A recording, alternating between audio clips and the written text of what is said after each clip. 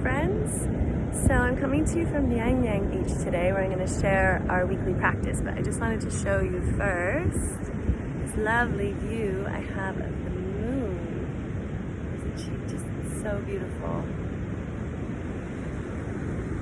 So this week I'm going to share a practice around setting boundaries for ourselves, in particular around our morning and our evening routines, and it's a shift in perspective in the way that we look at this time and how we can really support ourselves so that we can tune into that intuition, and we can access that higher self, that part of ourselves that really knows what it is that we most need. So there's this time between sleep and waking state that is like this portal between life and death. And the Ayurvedic teachings say that the morning time is like a microcosm of our birth, and the evening time is we're in direct relationship to our death. So we're accessing the most tender part of ourselves. And so if we are immediately picking up our phone when we wake up, and if we're on our screens until just before we go to bed, we're not giving ourselves the opportunity to be able to tune in and to be able to listen and to be able to nurture that part of ourselves that is like a child, like we would for a newborn baby. And our nervous system just is in overdrive because we're not giving ourselves that time. So the boundaries that I would like to offer up are around screen time. Shutting your screens off around 8 p.m. And just dimming the lights and getting ready for this time of releasing and letting go and softening.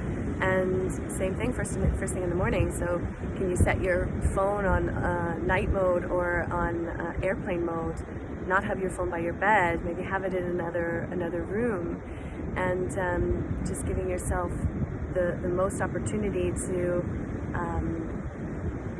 access that part of yourself and to avoid the temptation, because our phones are so addicting.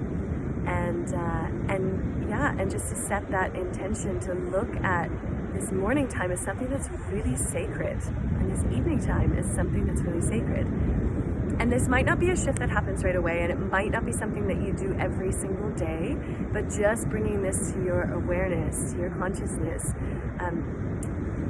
noticing that tendency to pick up your phone right away, noticing that temptation and that addiction that most of us have, that all of us have really, and just honoring that sacred time that is that portal between life and death, that is that time to access that tender, loving part of yourself, that time to really nurture and love and care for you. So just that's it, really. Not really a practice, just more a shift in how you see things and how you treat yourself in the mornings and the evenings, and how deeply you can connect with yourself, your body, your morning ritual, your morning practices, brushing your teeth, putting face cream on, making your food in the morning, how you connect with your loved ones, the way that you breathe, the time that you take to check in and be quiet and meditate or practice yoga or breath work or whatever practice works for you, or going for a run or being out in nature, whatever way that you most deeply connect is just allowing yourself to step away from the technology and give yourself lots of loving space and kindness. So I hope you enjoyed that practice. I'll see you next week for another great way of accessing your internal guidance system. We're going to use a pendulum next week. We'll talk more about that next week.